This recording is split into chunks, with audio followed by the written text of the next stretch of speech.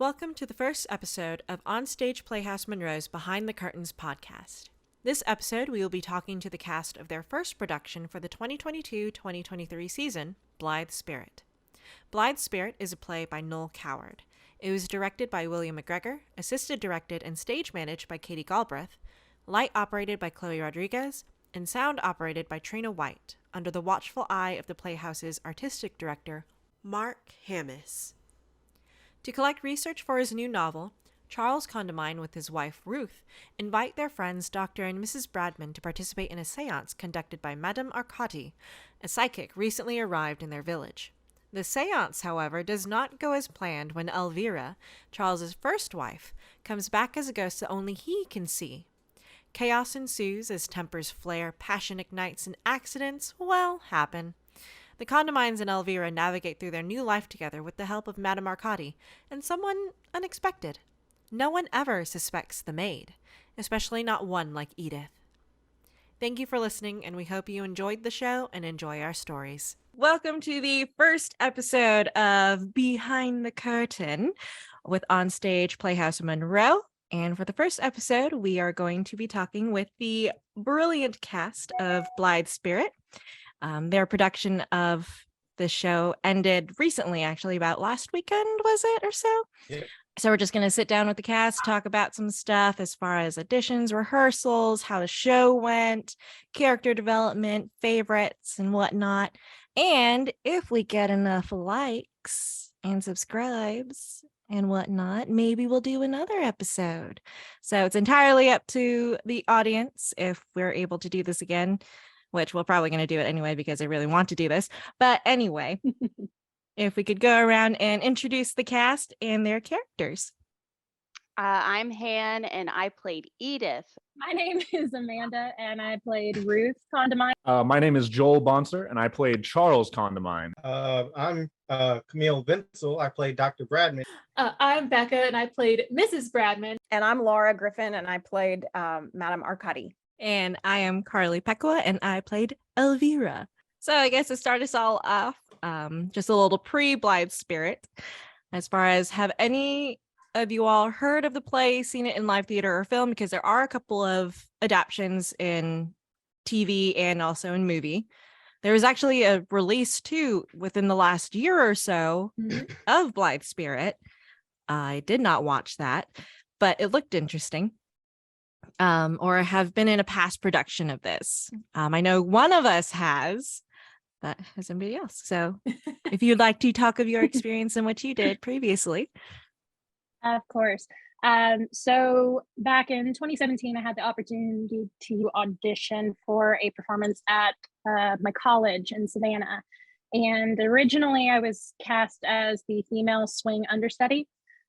So that was the first time in a while that I had been understudy, but I really wanted to be in the show. So I was like, of course, any opportunity that I can do to play any character in the show would be great. And then about 3 weeks into the rehearsal process, I got asked to step into the role of the wonderful Madame Arcati, which was played to absolute perfection by our Laura Griffin. If you missed it, then I feel sorry for you.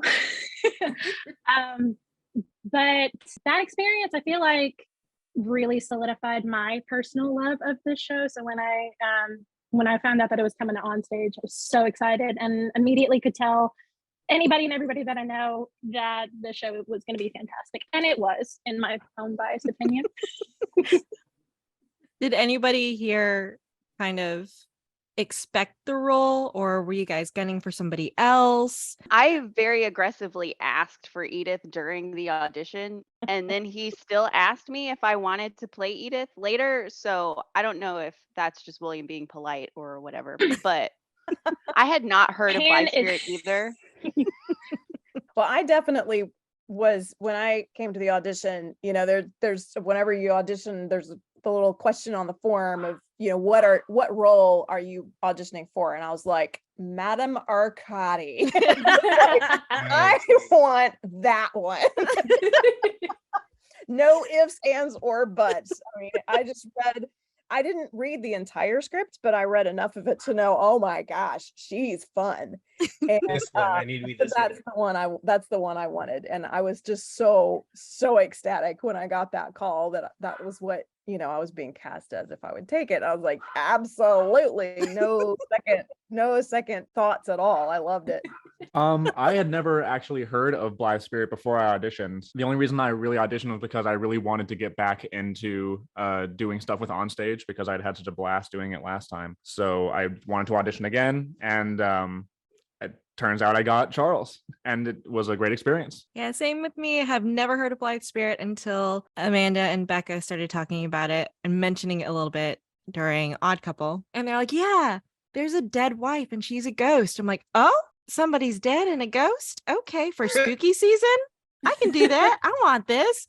So yeah, it was the same thing with me. Elvira was my number one choice, but I did mark the little checkbox that said, I'll play anybody, I'll you gladly need me accept any to. role. But I actually didn't answer my phone when he called, because it came up as a random number. And I'm like, I'm not answering that. And That then he same thing happened to texted me. me. Yeah. I got a text. It was like, this is William, and I'm wondering if you want to accept this role. So just call me back or text me. I'm like, oh no. Okay.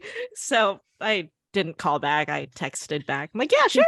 I would love to accept this. He was like, cool. It's chill. But we touched on this a second ago about rehearsals. When we got our rehearsal schedule, usually we're kind of used to, act one, scene one, or these pages, whatnot, and then these characters are called in to do the rehearsal. The way that he had his set up reminded me more of shooting a film. So it was very much blocked out in chunks that were then labeled by letters, and we flip-flopped back and forth between like the end, middle, beginning, trying to work with everybody's schedules and trying to make use of the most time and effort and whatnot. As you're As a recording, stay-at-home that's why. dad, Yeah. like Yeah. with 3 children, I very much appreciated that. Like I Yeah. was called when I was called, and I got there, Mhm. and I was working pretty much the entire time. There wasn't really a whole lot of downtime. Yeah, we all hadn't actually been called together until the first run through, pretty much. Yeah. And Yeah. that was close to, that was the week before The Tech Week or before, so. yeah. Like And I the saw rehearsal Carly like run. 3 times, and I saw Han like 3 or 4 times. Yeah, very before, little before interaction. the first run through. Yeah. Mhm. Camille, you talked about this a little bit. How was it for everybody? Because all of us were working full-time jobs. All of us had, or maybe not all of us had, kids, pets, things of that nature, significant others and whatnot. How tough was that for you to do the rehearsals? And how did you, I guess you could say, how did you cope with having to, make that time allowance? Because I know Well, I'm not not gonna all lie, of my us live wife in told Monroe. me I can't do another show for like 6 months. So that was your negotiation. It was like, don't even talk to me until April. Like, no, don't.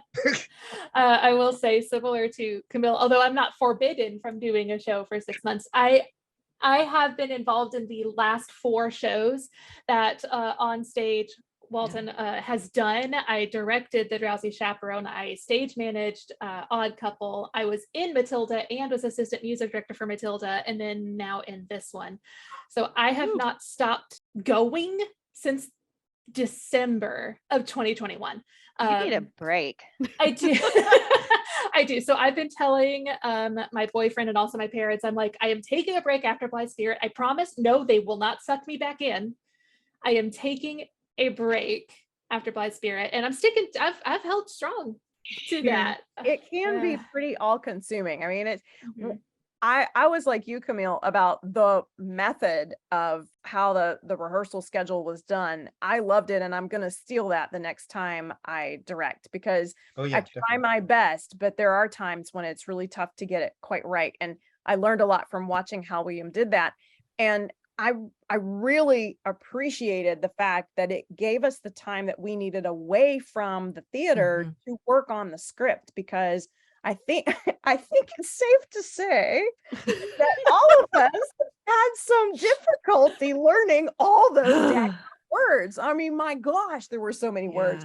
And between trying to figure out the character and memorize and do a little bit of research, which I don't normally do a lot of research, but on this one I did a little bit of research about the time period and about mediums in that time period, and some things that really helped me a lot as an actor. But I wouldn't have been able to do that had I been sitting at the theater watching other people rehearse. And I really appreciated how efficient the process was, because it is a very time consuming thing to do when you have a 40-hour a week job or plus, more than 40 hours sometimes. But anyway, I thought it went really well, but I know we were all really tired. Oh yeah, definitely. Oh. Yeah. It was pretty also, it was much. apparent that William really respected everybody's time, and I really Yes. appreciated that as well. There were times where it pretty much felt like I was either at the theater rehearsing or I was home working on the script, memorizing, working on accent, working on that freaking laugh that I had to figure out that he told me for rehearsals. No, it's got to be more annoying. Which was brilliant, by the way. Thank you. I mean, you really perfected that. That was my favorite thing about your character. You did such a great job bringing that to the table and really refining that. And it was hysterical. The end product was awesome. Thank you. I appreciate The evolution of the laugh too Mhm. over rehearsals and even the show. Yep. Like, Yeah, because it did change during the show too. Yeah. mhm. Well, I will say that my experience was definitely very exhausting, because I do work 40 hours a week, and I was called pretty much every day that there was rehearsal. Oh yeah. And I was called for pretty much the entire time as well. And I'm sure Amanda can speak for this as well, because she was called, I'm pretty sure, every day as well. But yeah, having to do both a 40-hour a week job and go to rehearsal, which usually starts like an hour after I get off work, it was definitely very exhausting. And I'll definitely be taking a break after this show, just because I need time to rest. It was an incredible show, but I need time off for sure. Just in case anybody isn't already aware, when we talk about how long the show is, it really is not even a quarter of how much is like put into it emotion wise, but words wise alone, those 135 pages are chock full of information. And I feel like that was the most, personally for me, the most both rewarding and exhausting part of the process, because the words are put there by the playwright for a specific reason. Whether or not we think the playwright is kind of wordy or whatever the situation is, he wrote every word intentionally. And I think we tried our best to stick to as much of the wording as possible. I know some of us were really, really on it. Even during performances, I was going back and watching everybody instead of talking to each other. At some point, all of our noses are in a book, and not just any book, it's a script. I feel like with what we had book-wise and with the time that we had, because I believe, Carly, you said that we only had how many rehearsals? 19 rehearsals. 19 rehearsals. Yeah, and that's including the one extra we threw in, that one extra Sunday we threw in, and that's it. Yeah, And it was that's only not a month including and a Tech half. Week. Mm-hmm. We some Yeah. bad people, man. I'm telling you. and So- I feel like that attends to how we're even able to do all of this, Yeah. because we all became so close to the crucible of a Noel Coward play, with all of the words and the British accents and things like that. Yeah, I don't know what my point was with that, but I felt like that just needed to be said when we talk about how exhausted we all are after this. I feel like it was definitely worth it, but yes, we are. I gotta add to that, Amanda. I really feel like we did a really good job of getting all the lines. Like I don't think we missed too many lines. Like, we obviously in live theater, like, it's a thing. You miss lines, you drop lines. I actually didn't drop one night, and Amanda thought I was gonna drop it, and she picked it up. I know exactly don't do that. If you're an aspiring actor, don't do that. That was bad etiquette. No, for the younger generation. I was just a tad too slow on saying the line, and she was like, "You sure you didn't see anything we didn't see?" To be fair, anyway, sorry. To be fair, Camille, not your fault being a little bit slow on that line on that particular night. That's actually one of my stories I was going to talk about later on in the podcast as to why that happened. Yeah. And why I was freaking out behind a photo. Shout out to Joel and Amanda because they Yes. had colossal line loads. Yes. And I think I probably dropped at least one line of every single performance. But I don't think they did. And they had way more than I did. So they Well, I were absolutely dropped lines. Don't worry about that. Yep. No, nobody's safe here. But what I think is It's the amazing though that we didn't have any train wrecks. You know, I mean, there was Yes. never Yeah, a, no, there we- was we never a single did pretty good. performance where everything just screeched to a halt, which was really great. If Yeah, they I- did screech to a halt, it was backstage when we were panicking about what was going on. yes, that and I was going to say one amazing thing about us as a group is whenever things do kind of get a little off kilter on stage, which happened more than one time, Mhm. we all were really good about trying to figure out ways to bring it back and how to move forward. And did this person actually forget their line? Let's figure out how to get over that hump and continue forward. And that just comes from knowing each other and trusting each other and just being with each other day in and day out. I think Yeah. it was something that William asked, or we talked about it or something. And I can't remember if it was actually during opening night or if it was our second night, because everybody has kind of opening night jitters. You know, it's like, it's the first show. It's the first time you're going to do it in front of an audience. And you're like, oh, I hope they enjoy it. But that second weekend, I don't know, like I was waiting for my entrance, and usually I get that stomach roller coaster and you get that anxiety, you kind of shake a little bit. But every performance, I never once got that, because I knew as soon as I walked out, I could trust every person in this cast that if I messed up, they would be able to help me. And I could only hope that if they messed up, I would be able to help them. And it was such a weird, it was like a really weird but nice feeling to know that the minute that I step out there and we're in this and we're playing these characters and everything, I know for a fact that I'm not going to be left in the dust. Yeah.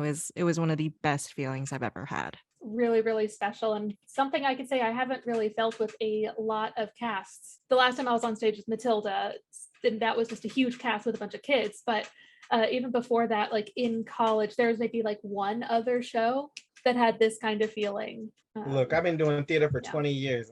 I'll tell you right now, there's a handful of casts that I've gotten as close to as y'all. Kind of going on too, because a lot of us have mentioned it too. Accents. How did everybody relearn, work on it? Because it is a British play. For those of us who didn't do a strictly British accent, what made you choose the accent that you did? For me, I have, like, the British accent has always been the hardest one for me. Like, I got a Russian accent, I got a Nigerian accent. Like, I got some accents for you, okay? But British, I could never. And people were coming to me after the show like, your accent was so good. I'm like, okay. Glad you felt that way.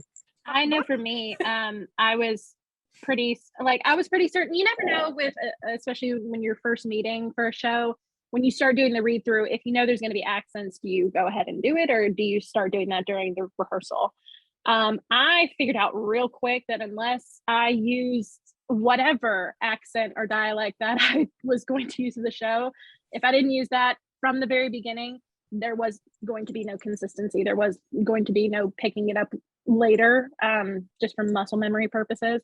So I feel like I just gave whatever semblance I could of British. Definitely trying to keep Mary Poppins and you know, all of those a little bit more proper British accents that you hear from your childhood. Try to keep those in your mind while it's happening. You're just like, oh, you know, I'm just gonna hope and pray.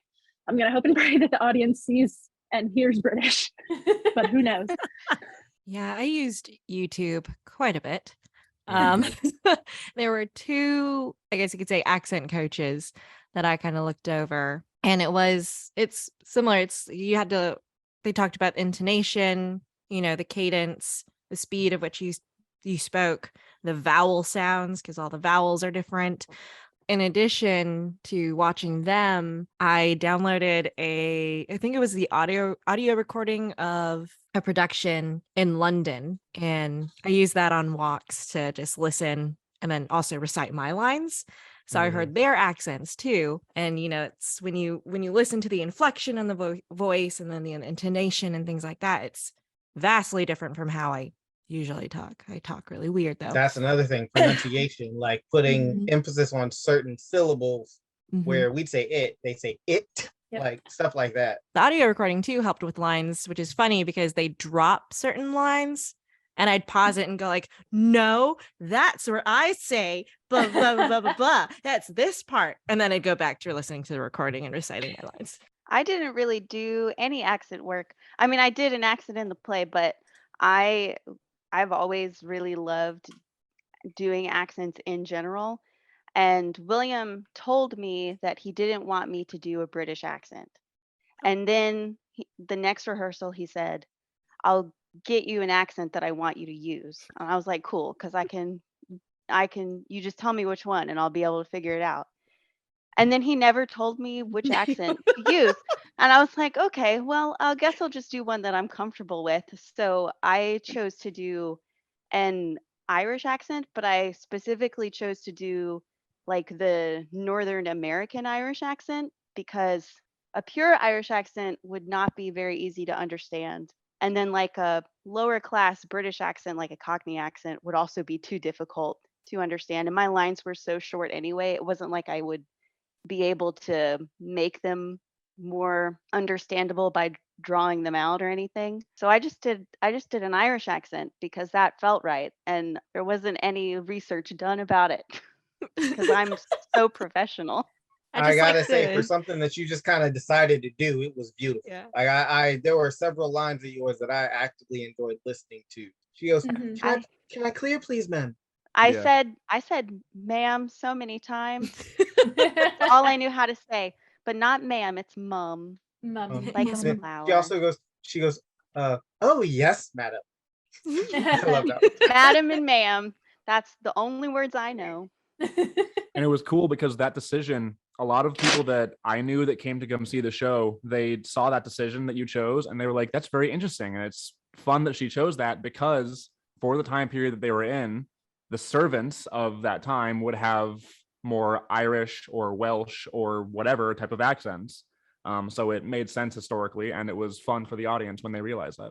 It was a perfect choice of accents for Edith, honestly. I think a lot of people do her as Cockney, but I think the Irish choice is very interesting. It made it super, super interesting to watch and to listen to. I had a fun time because when I was in Matilda, I actually played Mr. Wormwood, who had a Cockney accent. So I went to the other end of the spectrum because just like the United States has like a gazillion accents. Great Britain does too. So I chose sort of what's referred to as the Queen's Speech, which is the highest, and people don't really talk like that right now. Nobody does. The British people now talk more like what Amanda, Joel, and Carly, were using, which is kind of that standard RP accent, and that was the right choice for you guys. But Madame Arcadi, for lots of reasons, I thought she would go like to the tip top of the social structure with her speech, because she's partly showman. I mean, she's a showman and she's been brought up to be a showman, and that's part of how she makes her living. And so I figured if she's going to try to attract the most, the richest of the rich, she's going to have to sound like she's the richest of the rich. So I chose, and YouTube is your friend. I mean, my gosh. So YouTube has this great guy, and I really should have looked up his name because he did a really great job, but he actually played clips of the Queen talking. And one of the differences between RP and the Queen's dialect is that if you have a Y at the end of a word, like very, it becomes like a short I sound. So it's very. And Mhm. that's not how people in Britain talk every day, but that's how I chose to have Madame Arcadi talk. So anytime she had, that Y at the end of a word, I made it an I sound, which sets it apart from standard RP. But so I really enjoyed getting to do a completely different British accent from the one I had just done. That was a lot of fun for me. I enjoyed it. I was honestly wondering about your accent. I was like, oh, it's like just ever so slightly different, you Yeah. know?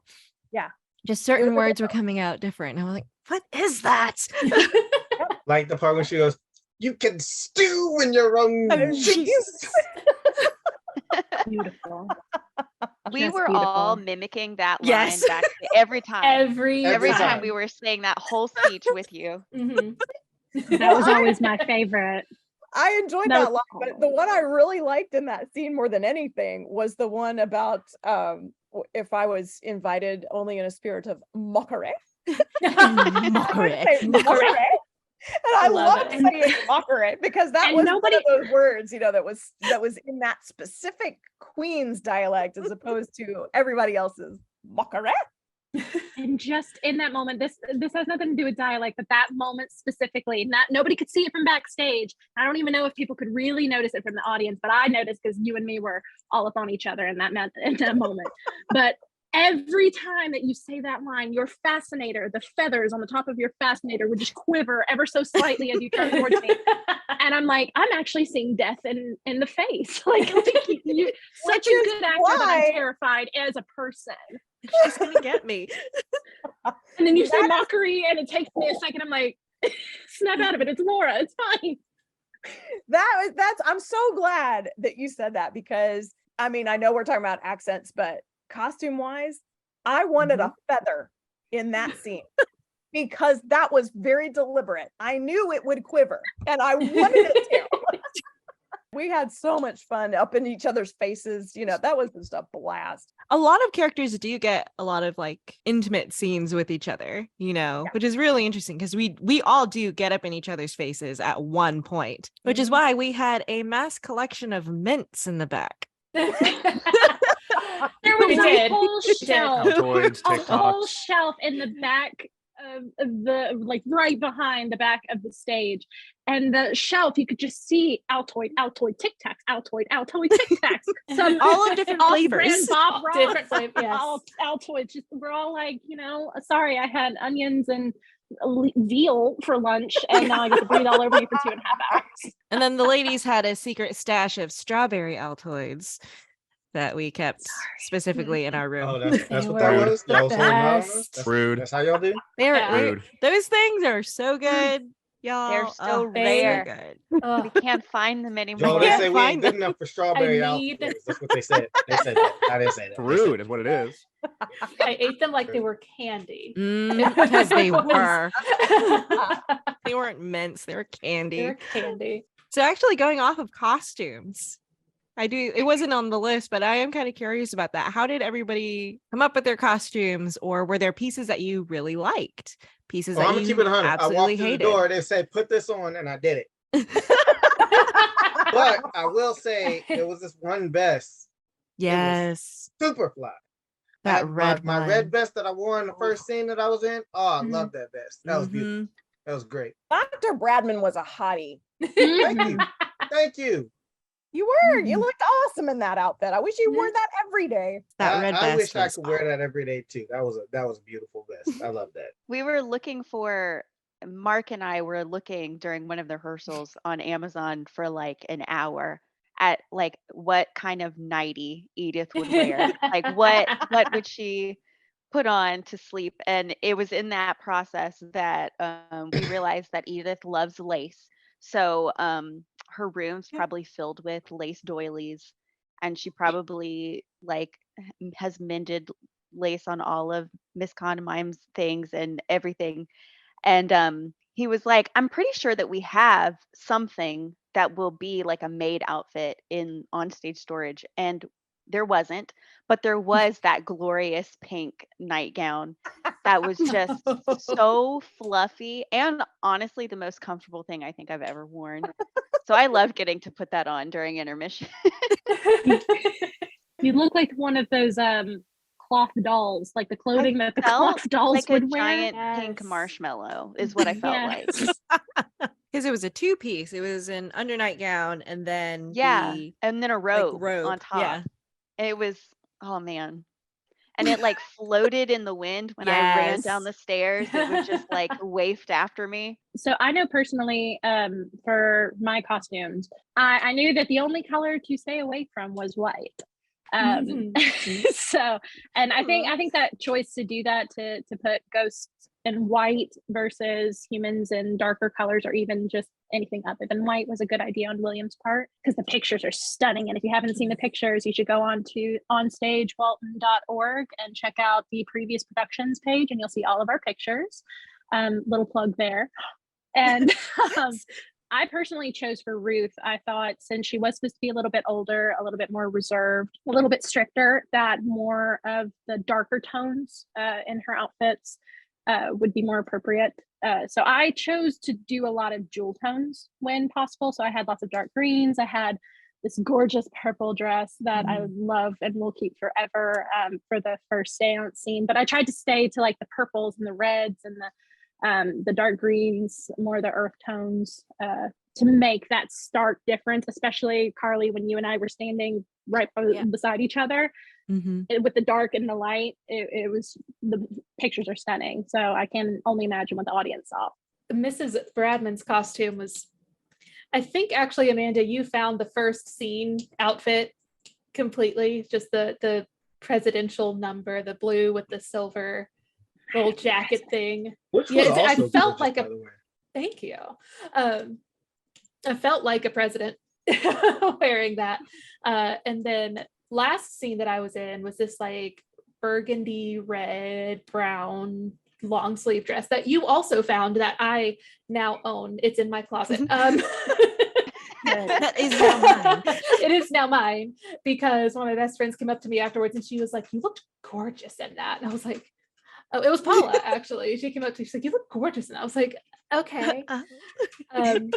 But I first came out in that and I was like, "William, I think this will work." And he's like, "No, that's too frumpy." And I was like, "Hold on, let me jazz it up." And I found this fur that we had brought out for something, and I put on the fur, and he was like, "Okay, get better." And then we found this long string of pearls, and so we put the pearls, wrapped it 3 times, so I had like a 3-strand. And the final touch, Mark and I were looking through our glove box, literally, for these gloves, and we found this like pearl opalescent color gloves that once I put it on, it just made the entire outfit. And it was perfect, and it just looked like Mrs. Bradman. But the key, I think, for everything was the wig. Oh yeah. A moment for the wig. A moment for the 100%. wig. For that wig, which now belongs to On Stage, because I cannot.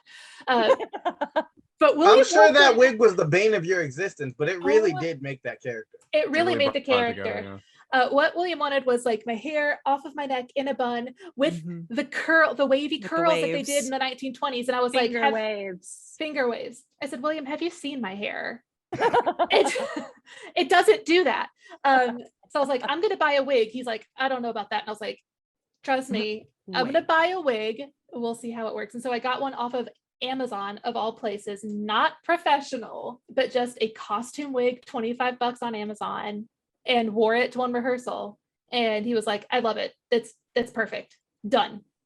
So that's what I wore every night. I gave myself a headache. I would take preemptive, ibuprofen and Tylenol and stuff like that to wear that wig. And I felt like Mrs. Bradman in the wig and the makeup. Can we have Carly talk a little bit about her costume, and especially the hair and Yes. makeup? So my costume, it was very simple. It was a single white dress that somehow grew every time I washed it. Longer. I don't know. It I think got I longer steamed it and and it longer grew 5 whole inches. every time. So I couldn't. I liked the dress so much that I bought an orange one. So of course I washed it, dried it, all that stuff. I shouldn't have put it in the dryer because it actually shrunk a foot. It had to have been.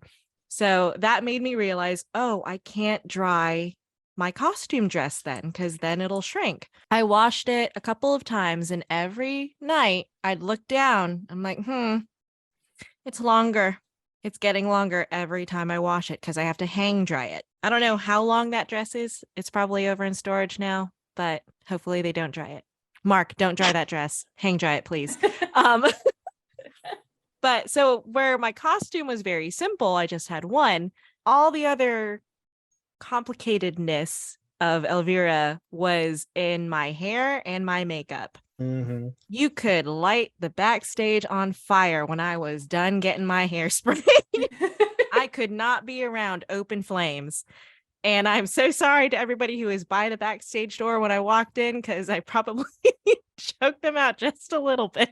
Wasn't it like 2.5 cans of hairspray or something like that every night?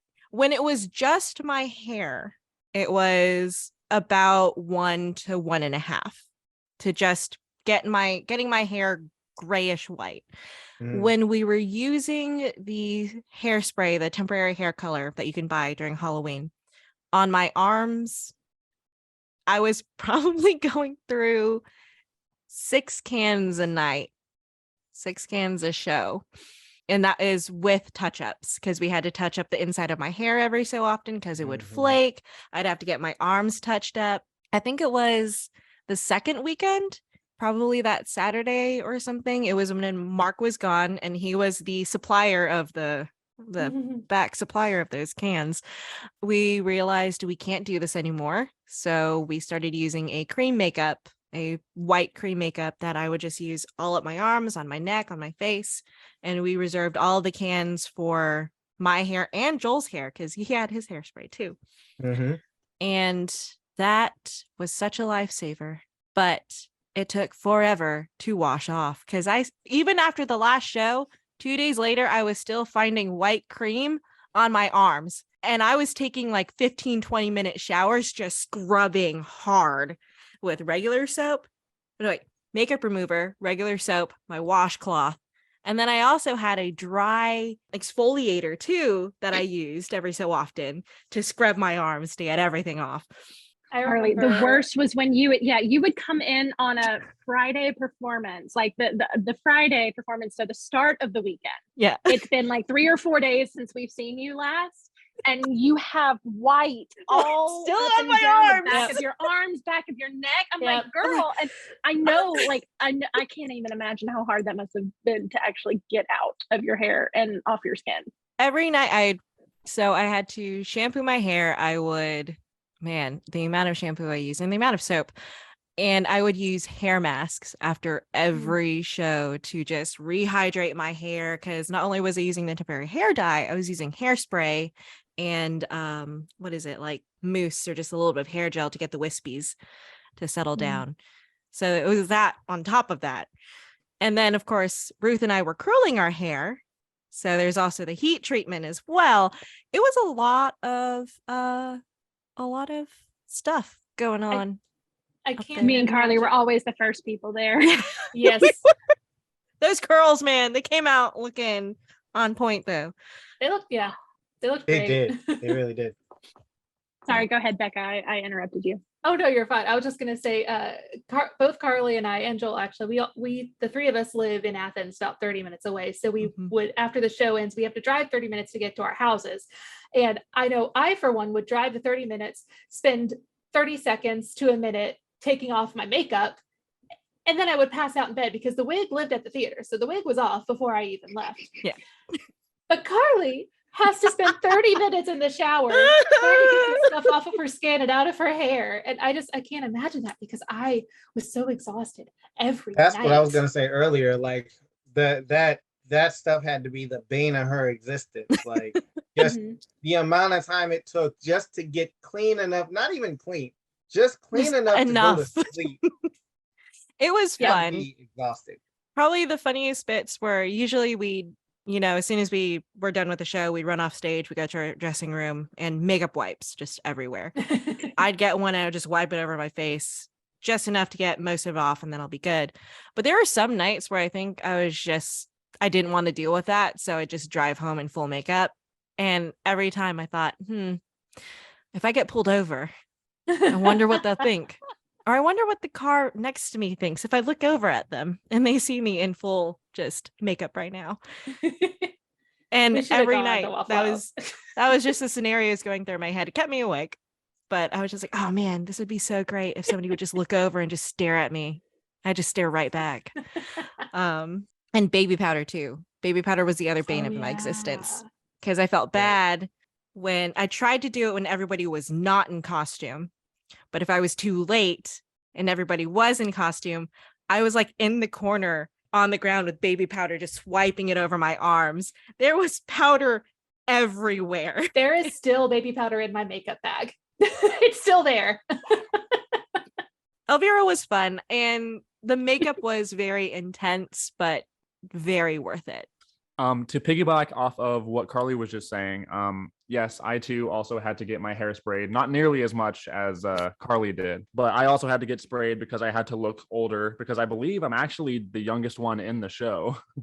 I think. Funny Yeah, enough. I think so. Yeah. And you play like maybe the second One of the oldest old- character yeah. next to Matt exactly. Marcotti. But what I wanted to touch on very specifically for me, it was my costume, was that I am a very tall person. It's very difficult to find clothes for me.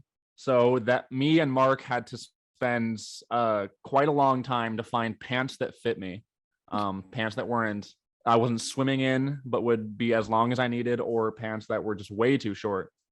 So it wasn't until I believe opening night that I Yeah. actually had pants that fit me. Mark think it was was opening freaking night. out. Yeah. I felt so bad for Mark because on one hand he has Joel, who's tall and lanky, and then he has me, and I'm just straight up scrawny. Like I'm small and skinny. Yeah. So like he couldn't find clothes for either of us. Like he just had no hope. Fortunately, I had my own pants, so he didn't have to worry about that part. But Yeah. his work would have been cut out for him otherwise. We're both very difficult to costume. We're both very difficult people to costume, it turns out.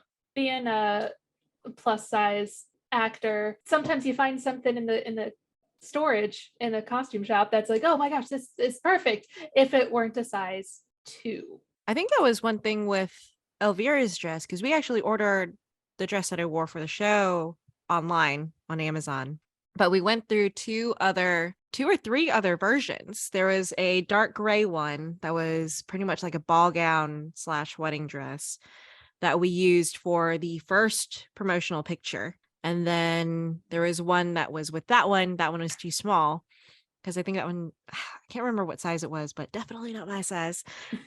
And then Amanda found another dress. I forgot where at. It was when you were doing one of Thrift. your, I find all my costumes through Thrift or Amazon. Don't let anybody tell you differently. If you're watching this podcast, go to your local thrift store, spend like 2 hours, Yes. you'll find everything you need.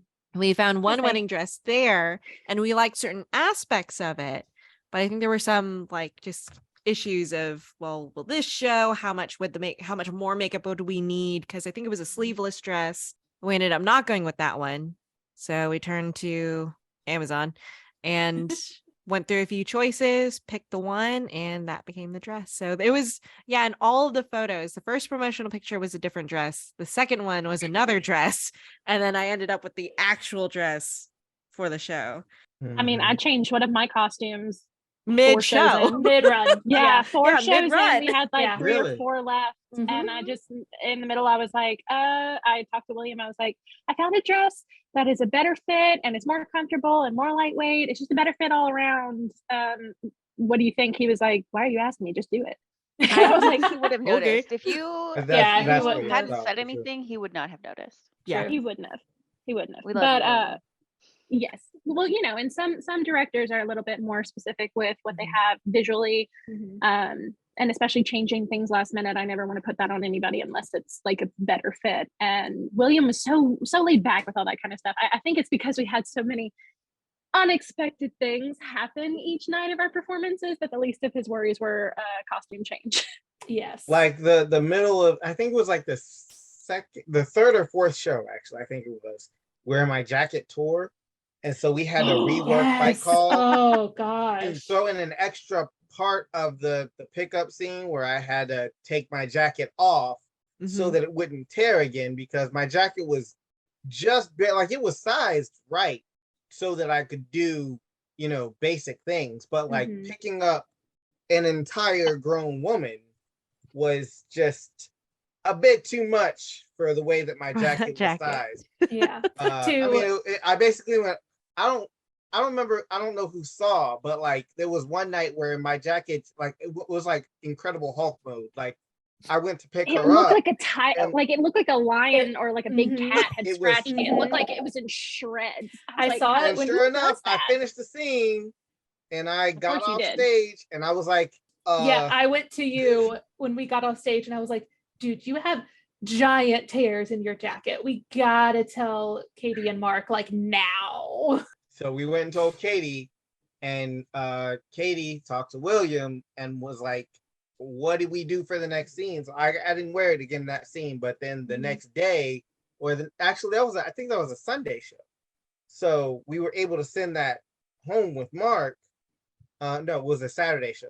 We were able to send it home with Mark, and he got it fixed for the next weekend. But we had to rework Fight Call for the next weekend so that he could, or so that I could take the jacket off before I picked her up, so that we didn't Yeah. have that again. To explain Fight Call for people who probably don't know, that sounds a little bit weird. We're not fighting each other. Yes, we are. Yeah, we are. Okay. I mean, So it's there was called a lot what of it- slapping of Joel. Well- That happened a lot.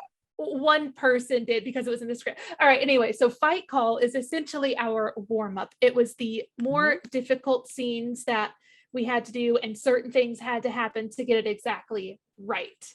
So we would like warm up essentially, like, you know how in dance you warm up your body, when you sing, you warm up your voice. We were warming ourselves, body, mind, everything up for the show that we were about to do. And we were doing the hardest scenes like the seance, picking up Laura. We did have a slap, which was not a stage slap. A slap and not. throwing around. A slap too. and throwing around, Mhm. yeah. Yeah, that was all Um, real, just so you all know. Yeah. Happened. Happened to And him I twice enjoyed every it. night. Yes, and I think it's really important to talk about that process because, like you said, it is a warm up. And even though you wouldn't expect, because I don't think there's any natural movement like that written into the script, but that's what our director decided to add in.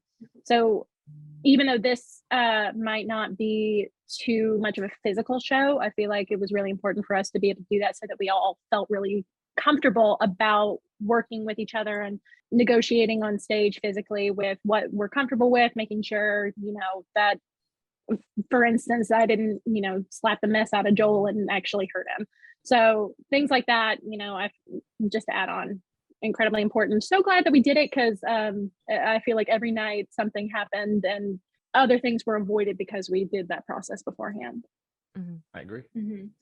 We'll just roll right into everybody's. Now that we've kind of been hinting at some stories throughout this podcast as far as our favorites, some mishaps that happened. And let's just talk about that because I feel like we have a lot of fun kind of reliving some of those moments as far as like your favorite scenes or some of your favorite lines. It doesn't have to pertain to your specific character. It can be anybody or the entire cast in general. Were there any mistakes that happened that made you just laugh out loud that maybe the audience didn't know about? I know one of mine is the scream in one of the screams in Edith and Elvira's scene where Oh gosh. Elvira is relaxing. It's after Charles goes back upstairs to go smom and pamper over Ruth. And she's downstairs on the couch just listening to Always, the beloved song of Blithe Spirit. Mhm. And Edith comes in, turns off the record, and it's a game. Kind of on the second time, she sees some image of Elvira and screams. And there was one night where she Oh. screamed and it came out as like a ah, like very short. It was a bad scream. Okay, so there were a couple compounding things going on. One is was that the night that you were too far away, or was it before that? I think it was before that. Okay, I'm remembering the night correctly now. I picked up the record and I went to turn around and I felt a tickle in my nose as if I needed to sneeze. And then I was like, well, the scene's almost over, so I can just hold it in. And I turned around and I screamed, and it came out very wimpy compared to the rest of how my screams had been going. And I screamed, and then I felt myself start to laugh at myself for screaming so badly. And in order to not laugh, I just screamed again, slightly higher pitched. And it was funny. I thought people really enjoyed it, but it was certainly not how that scene was supposed to go. Because I feel like after that Mhm. first scream, I kind of stared at you and I was like, oh, wait, that's it. And I feel like Tech too up in the booth was like, Mhm. do we Because the lights do we didn't cut? go. It It didn't go out, and I was Yeah. like, oh I'm man. actually backstage waiting to come on because that's right before my entrance. And so I heard the scream and I'm getting ready to go and I'm like, the lights aren't going down. No, I was trying not to sneeze, and then I was trying not to laugh, and then I was like, well, I've just ruined the whole thing now. And I think as soon as it faded to black, I ran to the dressing room and just started laughing because We it like was I collapsed backstage. I was unable to even. I was Meanwhile, so me and Amanda scared. have to go out there and do a scene after that performance. Like how we got through with that night, I'm not really sure. If my voice had just broke in that first one, it would have been fine. But I Yeah. couldn't get the octave high enough for it to was break. that sneeze. Darn sneeze. It Darn it. genuinely came out more like a ah. Like, oh, Yeah. oh no, Yeah. there is Oh, a no. ghost. What shall I do? You knew I was here all along? What? One of my favorite stories, which is probably not a favorite story for Camille, was the night that the table is shaken, and I'm about to give away trade secrets for anyone who does not want to know. Turn this off and come back later. So the way that we get the table to shake is Camille is actually the furthest upstage, so the furthest away from the audience. So he's actually physically shaking it, and is the one who then pushes it over. This night, it's shaking. He goes to push it over. It does not fall over. And I am sitting there. My next line is, ought we to pick it up or leave it where it is? So the table has to be like on the ground for that to make sense. And I'm like panicking. What do I do? What do I say? And then I hear a thump from behind me. And I turn around and poor Camille is just flat on his back. The chair has fallen backwards. He's just on the stage, on the floor. And I'm like, oh my God, I hope he's okay. But this is hilarious. Oh gosh, what do I do? And really quick, this is also right before Elvira's first line. And my cue comes from their like little mini conversation. So I'm standing behind the photo getting ready to like say my line. And there's this long, I hear the thump. I thought it was the table hitting the floor. So I'm like, okay, we're getting ready. And there's this long pause. And I'm just standing there in the darkness like, it took me something's wrong. And I can't see. It took me so long to say my line because I was like, do I say the same line or what do I do? And how would Mrs. Bradman react to her husband just being on the ground? And I eventually decided she just didn't care. And I said my line as is. It worked. Right. Yeah. Right. It worked. Because the audience didn't know. Yeah. And so like I'm back there on the ground, sore. Your next line was perfect. And they're though. metal feeling chairs good. too. Like they're metal back They are chairs. heavy chairs. heavy. It was a heavy chair, and I have an old injury, and it was not an enjoyable experience. Mm-mm. And I had to get myself together, and we had to go through the scene. Mm-hmm. And I mean, it worked. You know, we did what we had to do, but it was yeah. I mean, Becca was right. Like it was not the best experience of our or it was not the best part of our experience, but it worked. The audience, made the it good happen. thing about that is the audience had no idea. They had thought no it was idea at all. supposed to happen Yes. that way. Yeah, they I thought it was like, supposed to happen. oh, The magic of live okay. theater. But we reworked Fight Call after that because Yes. what we Mhm. realized is that I had my foot on the pedal. So when I pushed the table, I pushed the Camille instead of the table. And Yes. so I pushed the table up and the pedal flipped me instead of me flipping the table. So we reworked Fight Call so that I moved my foot before we pushed the table over. And then after that, it was fine.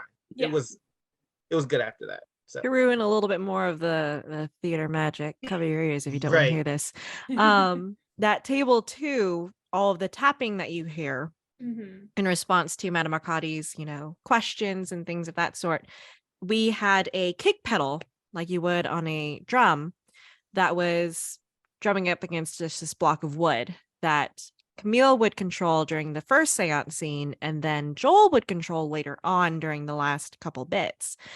And that's the pedal that he's referring to when he's saying that his foot was stuck on it. Movie magic or Was rough. theater magic. Theater magic. Live And I theater. tried so hard not to laugh. And I feel really bad for laughing because I know it did hurt. It was in pain. But I feel like I would laugh at myself too. I think one of my other favorite parts kind of in about that same scene is when Madame Arcadi pushes the chair to get up into Charles's face, because at that point you guys are eye level with each other, and that is hilarious to me for some It's so reason. funny. I'm just like, oh, they're actually now looking eye to eye, as opposed to, I mean, if you've seen the show, you guys know how tall Joel is compared to the rest of us. Like, we have to tilt our heads up to look up at him, which I'm a is little bit hilarious of an itself. anomaly. What did William call you? Um, Go-Go Gadget? Yeah, go gadget. He said I had go gadget arms. Yeah. That's hilarious. One of my favorite stories actually came from rehearsal. When Edith introduces people on the stage, she does it in a manner that is very unbecoming of a maid. But specifically when the Bradmans come on, she yanks the hat out of Mr. Bradman's hands and makes a big fuss about it and is just running all over the place. And during one of the rehearsals, I'm supposed to like slam the door before I introduce the Bradmans, but I totally forgot that was the thing that I had to do. And I just ran off stage. And then I realized what I had done. So I like chucked the cane and the hat backstage and then ran back out on stage because I was Edith brained at the moment, and just slammed the door and then ran back off. And it was totally an accident, but it ended up making it into the final staging of the show, Yeah. which I like to think is just my comedic genius and not at all an accident. The number of times I thought that wall would just come crashing down Oh I was my testing it. gosh. with how I many wanted- times you slammed it. Like, I was waiting for it all to Or just at come least for those crashing down and be paintings like, on the wall to come down. Yes. Well, they were I think they were screwed in, screwed and I in. checked that. I checked that before I started Yeah, slamming the they- door they so were hard, all and I was like, okay, we're screwed good. in. Good. Yeah, because with both hands slamming it at the middle point and then me slamming it at the very end, I was very surprised that wall withstood what we gave it. And Ruth. Yeah, And 'cause Ruth. Ruth, And yeah, Ruth, right, she's right the- before, yeah. Right And Madame when Arcadi she leaves. also half slams it as well. All of us do, and I would That always poor watch just the giant The wave whoosh. when the door would shut, and I'd wait an extra moment just to watch it sway a little bit, and I'm like, all right, everything is still, now I can go. One of my favorite moments that ended up becoming more and more realistic as the show went on was there's a scene where Charles is trying to convince Ruth that the ghost is in the house, and he's trying anything and everything. She can't see or hear the ghost, doesn't believe that it's happening. And so Charles tells Elvira to lift up this flower vase, lift it up and do something with it so that his live wife can see that his dead wife isn't doing something in the room. And every night it would get bigger and bigger because Carly would pick it up. I'm watching it. And like, because I'm trying to so intently not look at Carly, because I can't recognize that you're here. Can't look at anybody else. That I'll be looking at this vase, and I never knew when it was going to happen. And then you would jump it at me, and the scream that came out of my mouth every night was always authentic because I never knew how close it was going to get. And of course, I'm pretty high strung anyways, especially on stage. So each night it would just come out as like, ah! I don't even really know what happened, but the audience seemed to enjoy it too. Me getting the mess scared out of me. And I got- A couple times that jump scare actually scared members of the audience, and I got they somebody screamed. I got somebody really good. I think it was the last weekend, either Saturday or Sunday. Whoever that was, I know it was in the back right of the audience. Whoever you are, I'm so glad I scared you because that made me laugh so much backstage. I enjoyed that tremendously. Tremendously. That's highlight. another just across the shows, and not even show specific. Our audiences, because our theater is a smaller building, we hear everything. We hear everything from the stage. We hear everything from backstage. We hear everything that Yep. goes on in the building. Mhm. So when our audience members make commentary, we hear all of it. We hear If it. it's nice, if it's bad, we hear all of it. And so we had some of the most wonderful audience members out there who were like, "Oh my gosh, did you see what happened? Oh look, the wives are now fighting, but she can't see her." I'm like, Hearing we those, know because we're doing it. "Oh." Yes. All those, ooh. Oh yes. And then snaps of some people, they're like, "That's right." This is my favorite. And it's so hard to not react to that too. Because Mhm. sometimes some people will make just some of the perfect comments and you're like, oh, but I can't. Nope, gotta stay mad. I have to keep yelling at him. I have to keep, being this way. One of my favorite lines, I think it was backstage and it was with Ruth and Charles. And I had just thrown the pillow at Ruth. Charles was trying to make a comment of like, oh yeah, she's been acting very, I can't remember your exact line, but you're trying to explain High spirited all yes, day. she's been very high spirited every day. And there was this like little brief pause and she's been very weird all day. I just remember I was like, what? And I looked at Laura and I was like, huh? I know. This is what I'm both talking about. started These are chuckling those moments backstage. where I don't remember what I was supposed to say. My mind goes blank and I go, well, I have to say something. So And there was a perfect pause. They were like, "Yeah, she has been acting very Weird. There were a lot of moments where a lot of the times when Ruth or when Edith would slam the door or when that happened, I just looked at Laura. I was like, what's happening? And we just both start chuckling or laughing. How did your guys' characters develop over the show? Because I am kind of curious. Like, for at least personally with me with Elvira, after the first opening night, I realized exactly how little I interacted with anybody for a majority of the show. Like, none of you could see me or look at me. So I'm just like, oh. And I realized, oh, well, I have to do something for the audience. So I used a lot of facial expressions, a lot of body, like very slight body movements. I realized I gripped my hands a lot whenever I was getting angry, mostly towards Ruth, and things like that. And I was mocking a lot of you guys kind of like behind Charles and stuff. So I realized that early in the show, and then slowly that kind of transformed in how she ended up on the last weekend. Were there any parts of your character that you came into being that character at the last show compared to the beginning? I guess to start off, I usually, when I come into shows, especially in a show where my character is supposed to be someone who is not a nice person, who is not a charitable or good person in the least, I enter rehearsals trying to be very aggressive and very dominant. But throughout the rehearsals, William kept trying to tell me that you have to find the love in your character. You have to find the softness in your character. And I think that as the rehearsals went on and as the show progressed, I started to find more of my character's perspective, so to speak. I started to really sympathize with him and see where he was coming from. So I was able to find the heart or the softness, if you will, of Charles. And I thought that was really fun. So I know personally that I was having some difficulty because William kept saying that I was too nice of a person in order to play this role.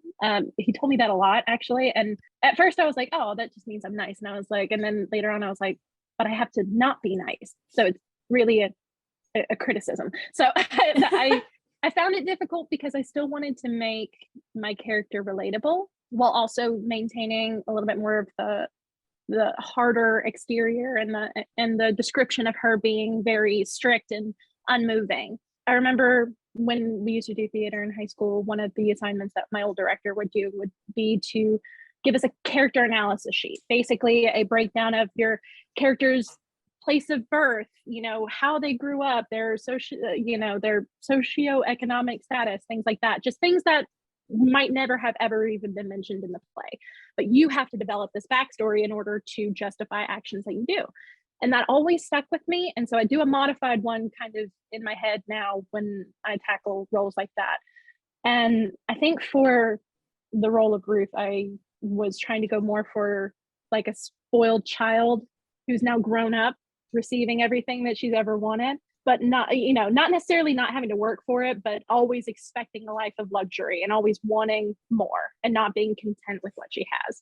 So I know that personally propelled me, because I was like, you can still be sympathetic and still be a jerk. Like you can still have really bad motives, or you can have bad intentions or good intentions and still be going towards the same thing. So I thought it was interesting going through, because it really didn't hit me until the show week that was what I was working towards. So it didn't come for me until quite late on, where I felt actually confident with the development and the character.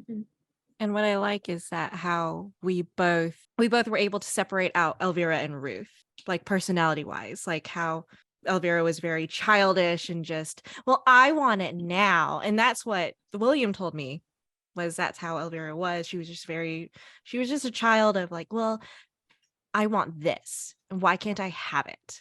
And if I couldn't have it, I had to throw a fit. Whereas Ruth was a little bit more of kind of like the grown up, like older child, older sister type deal. I feel like very much, I'm better than you, so let me take care of you because you can't take care of yourself. Yeah. I feel like like, I know how to do this, sweetie, sit down. Okay. Oh, you poor stupid thing. Don't worry. Yeah. I gotta say that was the thing for me with Dr. Bradman that made it really hard to get in character, because William was kind of going from the angle of, he's the richest person here. Like he has more money than any of these guys. He's a doctor. Like, and that was really hard for me to get into. And then all of a sudden, I don't know exactly what it was. It was just something he said that kind of made me like realize, like, no, like not just I have more than you, like I'm better than you. And like that's what really helped me kind of like, oh, you know what? I remember what it was. It was the combination of that. And Mark actually looked at me after a rehearsal one day and he said, you don't understand. You're a man and she's a woman. Stop backing off from her. Because I was at that point, I was backing away from Madame Arcadi when she was, because she's a big character, and she's got a really big energy. So I was kind of acting like more intimidated by her. And he's like, no, you're not intimidated by her. You're disgusted by her. And you're not backing away from her. You want her to get away from you. Which was I hadn't separated that in my head, Oh, and that really was what kind of pushed me over the edge and helped me really get into my mode where I needed to be. Yeah, to piggyback off of that, as Mrs. Bradman, that was a lot of the direction that we were given. We are the richest folks in town. We are the people that everyone wants to come to their parties. We have the status. We're the popular kids in school, essentially. And with Mrs. Bradman, I alluded to it before with her laugh. William would tell me, you're the most annoying person in the world. And I had trouble with that specifically because I, as Becca, don't want to be annoying. In fact, being annoying is probably something that scares me the most, and something that I have struggled with, thinking like, all of my friends, they only tolerate me. I'm annoying to all of them, and I don't actually have any friends because they just tolerate my existence. Like that's all it is. Ooh, felt that. Yeah. I think a lot of us have been there, especially as theater kids and people who deal with anxiety or some kind of mental something. But I had to kind of get over that hump and be like, okay, Becca is not annoying, Mrs. Bradman is annoying. So let's find that, and let's see what we can do to find that. And I took inspiration from Emily Gilmore from Gilmore Girls. I took inspiration from Moira and Alexis Rose on, can I say the title of the show? Schitt's Creek. It's a It's name. not spelled like It's a that. name, it's not a It's curse also word. spelled differently. Like It it's is. actually a Yeah. thing. It is. Spitt, yes. There we go. So I took inspiration from them because especially those two are particularly annoying, and I love them. I love them for it. And you nailed it. You really did. Like, you did great with that role. That's awesome. Thank you. She ended up being a lot of fun, and I don't know if anyone noticed it, but the three characters that I physically touched the most, Ruth, Dr. Bradman, and Madame Arcadi, I would have these little pats that I would do to your characters. And to Madame Arcadi, it was a very condescending, like, pat, like, oh, you're just a crazy old lady. Yep. And to Dr. Bradman, it was mostly on his knee, like, oh, honey, oh, you're so funny. Stop. Stop. Quit it. And Exactly. yeah. And to Ruth, it was a little more of a, oh, I know a little bit more than you. Not as condescending, but a little, oh, you're cute and I'm tolerating you, for now. So, and that Everything really else, grew. that laugh was like next level. That laugh was beautiful.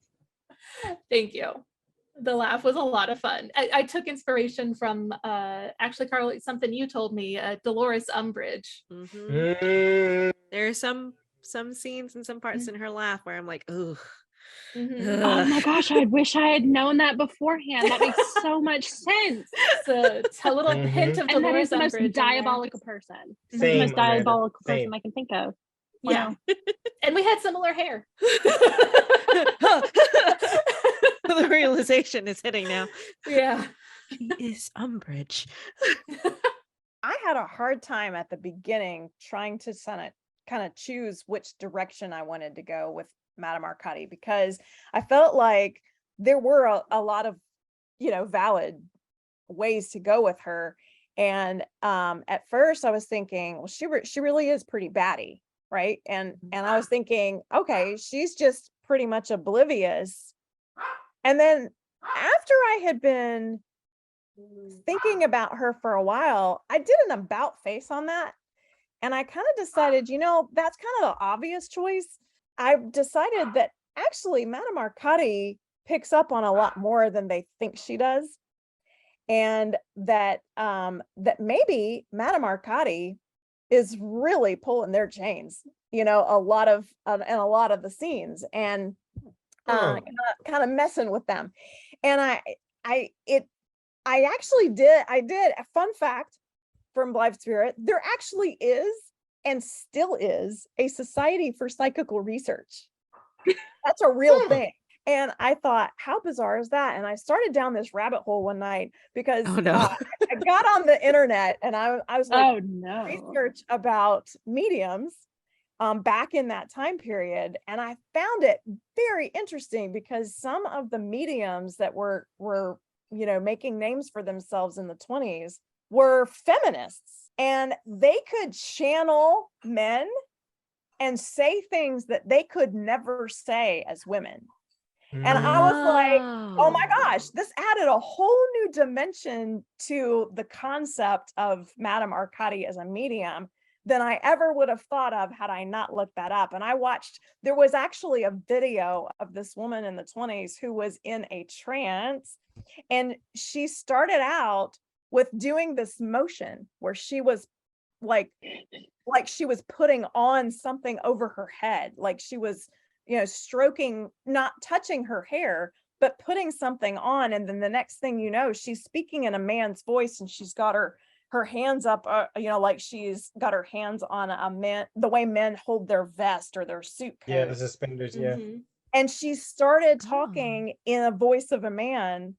And I just found it fascinating that the shyster, in a woman could say, oh, well, it wasn't me talking. It was Reverend so-and-so talking. Nice. And I thought that was fascinating, that was a real thing.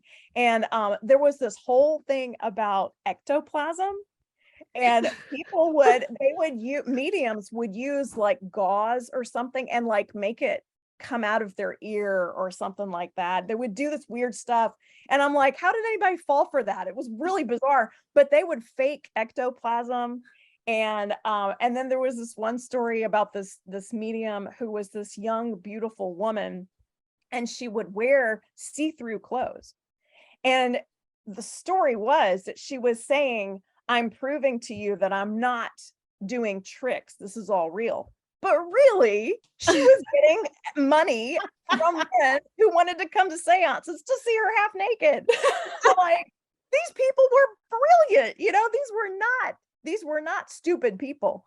They were showmen. And I thought, I'm going to mix a little of that attitude into Madame Arcati so Yeah, I that dig she's that. not completely stupid and oblivious. She knows they're messing with her. She knows that they're laughing at her, and it's okay because they're paying her eventually. Yeah. This is all a gig, and if she impresses them at this party, they'll hire her to come do other parties. And she really wants to make the Bradmans like her because they know all the rich people, and Yeah. she's not married, she's not got kids, and she's supporting herself and has a very comfortable life. And I'm like, she's not all that batty after all, but she Kinda is sort of brilliant. batty because she's That's still very eccentric and she still really believes the stuff. So it's I- like a mixture, and I really enjoyed trying to find those different layers to stack Oh on each yeah. other. There's Because a you get it line much in the more play intense. where she goes, the clients expect it to be gloomy or whatever. Oh, And yeah. that was when Yeah. I was like, Yeah. oh, Madame Arcati knows what's going on. Yeah. Absolutely. Absolutely. And she says a lot of things. Like, remember in the seance, she says, she has the line about, I had hoped to avoid, going into a trance because it's so Trance, yeah. exhausting. At the end of the scene, she talks about how great she feels after. I Yeah. love it. Fidget I spinner. picked Yeah, up on I that almost one. wondered I about got that that one. one. I was like, Yeah. that took And me a at the- couple times, but Yeah. And at the very end of the show, when she's telling Charles goodbye, she's like, I've always enjoyed trances. They're great. She's enjoying herself. She does believe it. She believes the ghosts, Mhm. but she's not competent enough. And I don't know if anybody thought about this, but she's not competent enough to really do the things that she thinks she's capable Right. of. Right. Because the Sudbury case is the same thing. The Sudbury case that made her famous, there was also another psychic subject who actually did the dirty work of getting the ghosts, gone. You're so She got all welcome. the credit, she got all the credit for it. And Yeah. the same thing happens. Edith is the real power in the whole house, Right. but Madame Arcati is going to take It's credit the for all of show. Right. it. Mhm. So Which I thought was clever writing as well. From Williams directing, he was really good about this. He had little Easter eggs where in the certain situations Mhm. to let you know that she was, even though she wasn't saying the lines, like you could see her, and people who were paying attention could probably pick up on that. The other thing I was thinking about, I realized I was going to say this earlier, when we did curtain call, when we set up curtain call, we were all thinking like the order that we were going to be in for curtain call. William was like, no, you're thinking about this from a working standpoint. You need to be thinking about this from an audience standpoint. And what I really loved about the way we did it, Laura was the last person to bow.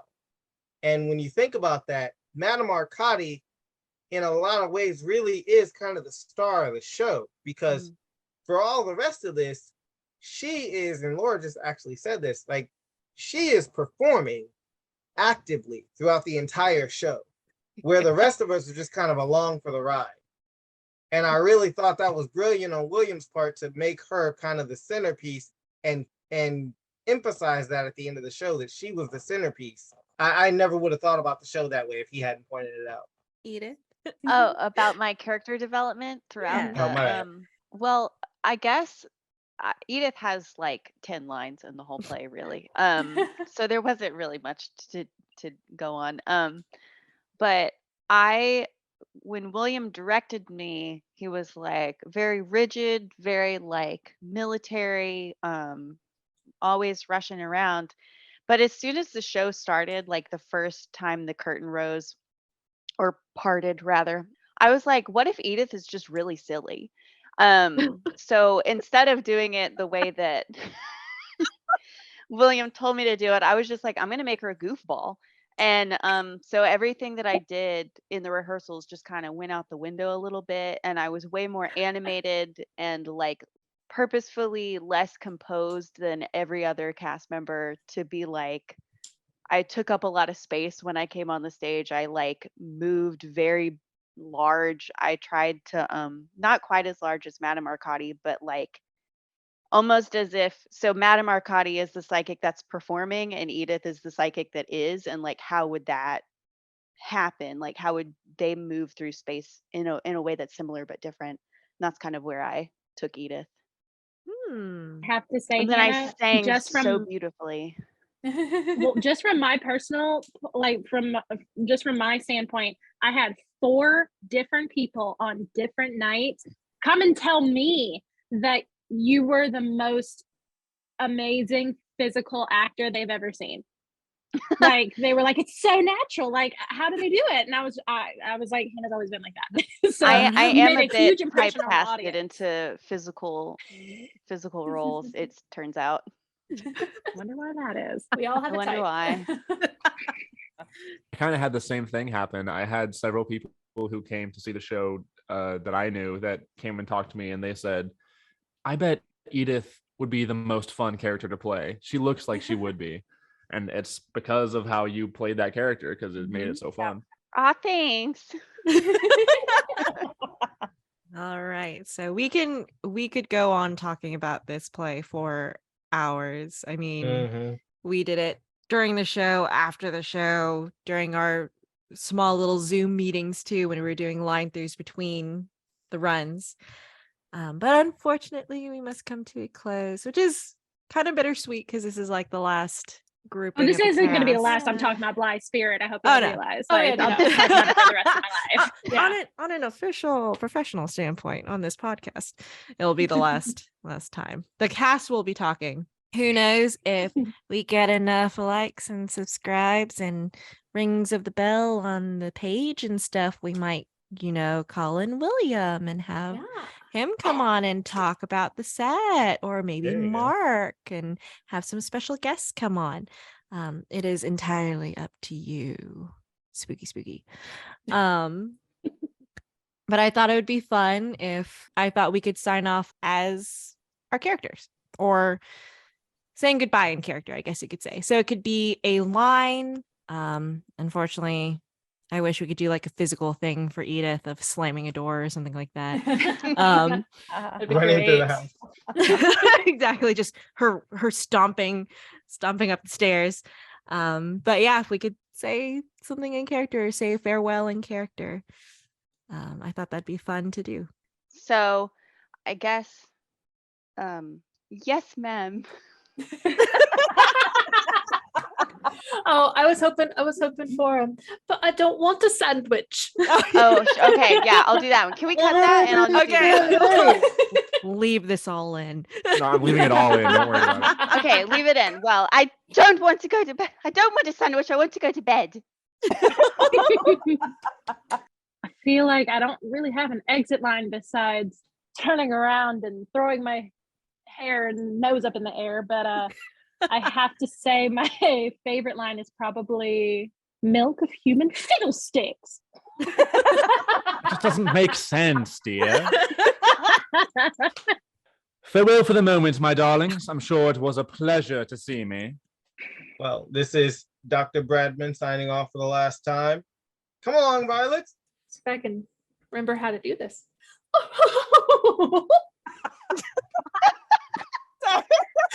Perfect.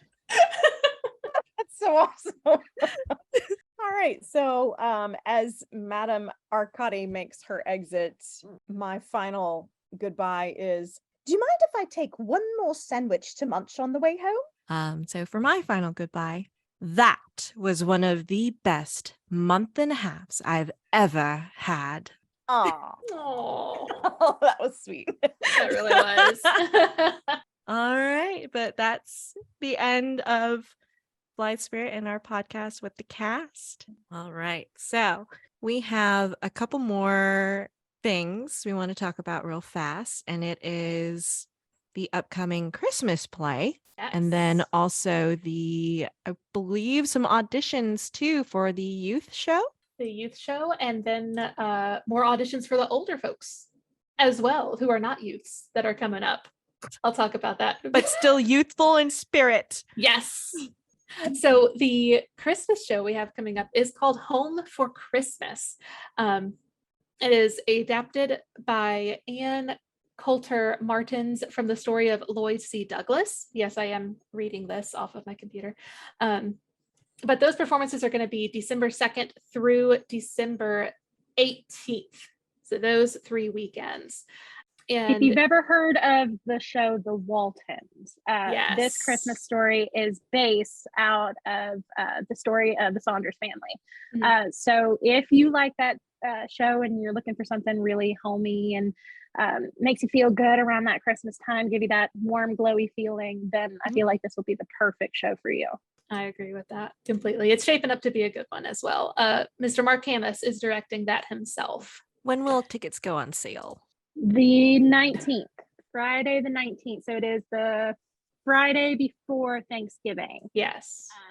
The 18th. Now, the 18th, I was close. So for anybody who is interested in keeping up to date with when our tickets go on sale, when our shows will be, everything will be able to be found on our website and our Facebook and Instagram, which you should definitely check it out and follow. Mhm. Updates on all shows and auditions will get posted as they happen. So just keep that in mind as well. So that's our Christmas show. And next up, we actually have auditions coming in December. So the first is for Goodnight Princess, which is our onstage young actors play that we'll be doing. Those auditions are December 10th from 1 to 3 p.m. and December 12th from 7 to 8 p.m. And it's for 3rd through 12th graders are welcome to come and audition.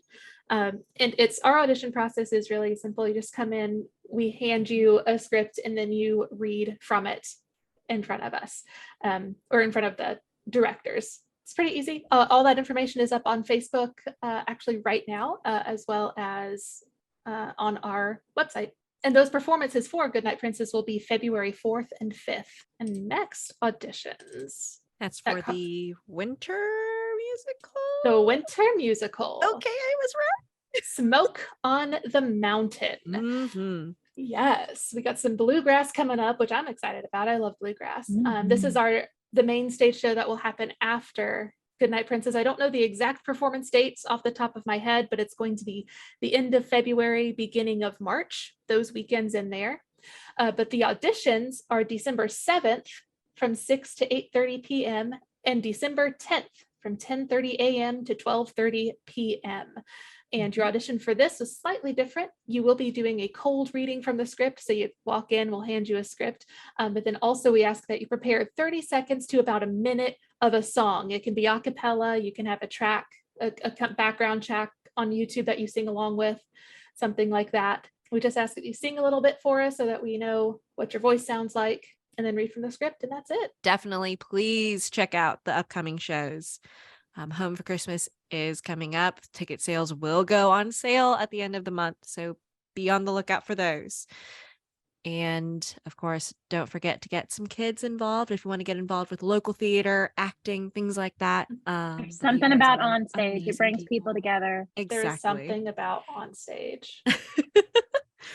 And there so are if you want to be part of that family, even if you don't even know what you want to do, if you want to act, or if you want to work backstage, or if you want to work in costumes, or if you just really love shows and want to help out, we are always looking for all kinds of volunteers. Always. But yeah, so look out for those upcoming shows, and we hope to see you in the audience. So that is the first episode of Behind the Curtain with the Blithe Spirit cast. We will hopefully do another one of these again. And good night, everybody. Good night. Good night.